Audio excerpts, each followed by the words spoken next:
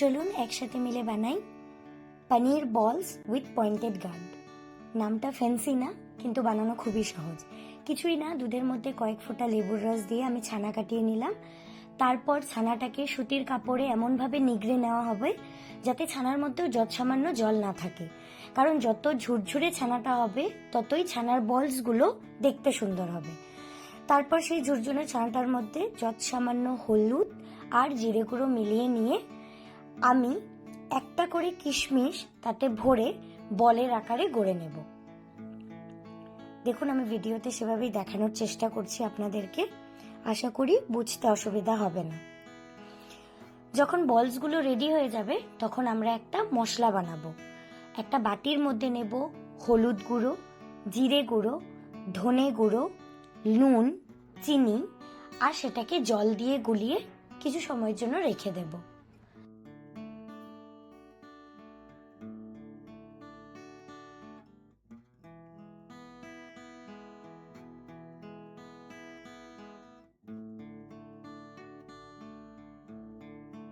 তেলে ফোড়নের জন্য চাই তেজপাতা, গোটা জিরা, কাঁচা লঙ্কা, একটু দারুচিনি, একটা লবঙ্গ, একটা এলাচ।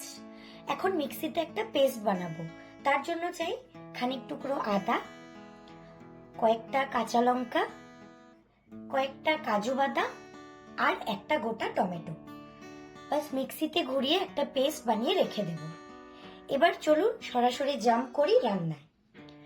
কড়াতে তেল দেব, সেই পনিরসের বানানো বলসগুলোকে আস্তে আস্তে ছেড়ে দেব। বলসগুলোকে ততক্ষণ অবধি ভাজবো যতক্ষণ অবধি গোল্ডেন ব্রাউন কালার না আসে। খুব কড়া করে ভাজতে হবে না, কারণ আলটিমেটলি বলসগুলো ঝলে চলে যাবে। তো আমাদের গোল্ডেন ব্রাউন কালার আসা অবধি ভাজলেই হয়ে যাবে।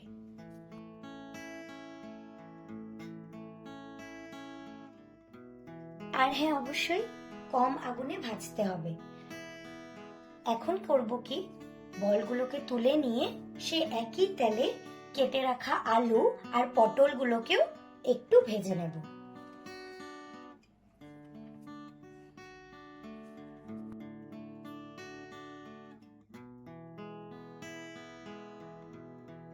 ভাজার সময় অ্যাজ ইউজুয়াল নুন আর হলুদ তো লাগবেই, তাই ততক্ষণ অবধি ভাজবো যতক্ষণ অবধি পটলগুলো একটু চুপসে না যায়। না হলে কি হবে, পটলের মধ্যে যদি এক্সেসিভ জলটা থেকে যায় তো পরে তরকারিতে সেই জলটারই টেস্ট পাওয়া যাবে। আপনারা চাইলে পটলের পরিবর্তে কোয়াশও ব্যবহার করতে পারেন। সেই একই একটু চুপসে যাওয়া অবধি ভাজতে হবে, যাতে পটল বা কোয়াশ থেকে বেরোনো জলের জন্য রান্নাটা পাংশা মনে না হয়।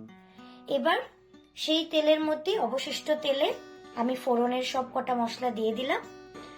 তারপর যে পেস্টটা বানিয়ে রেখেছিলাম টমেটো, কাজু বাদাম, কাঁচা লঙ্কা, আদার, সেটাও দিয়ে দিলাম।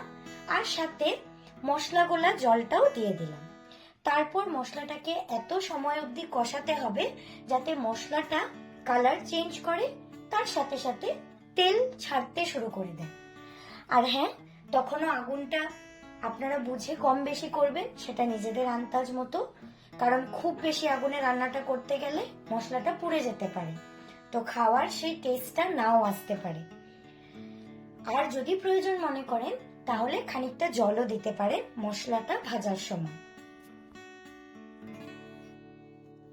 এখন দেখবেন মশলাটা এমন গামাখা গামাখা হয়ে গেছে কড়াইয়ের মধ্যে, তখন সেই ভেজে রাখা আলু পটল মশলাটার সাথে মিশিয়ে দেবেন।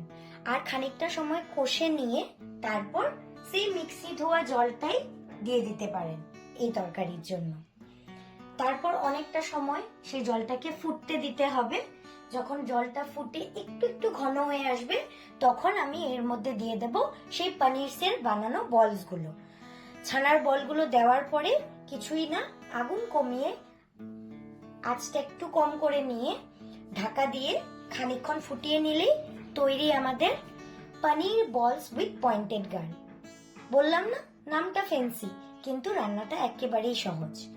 আপনারা বাড়িতে ট্রাই করবেন আর কমেন্ট বক্সে একবার জানাবেন খেয়ে কেমন লাগলো। আজ আসছি, আবার দেখা হবে নতুন কোনো রেসিপির সাথে। Bye bye.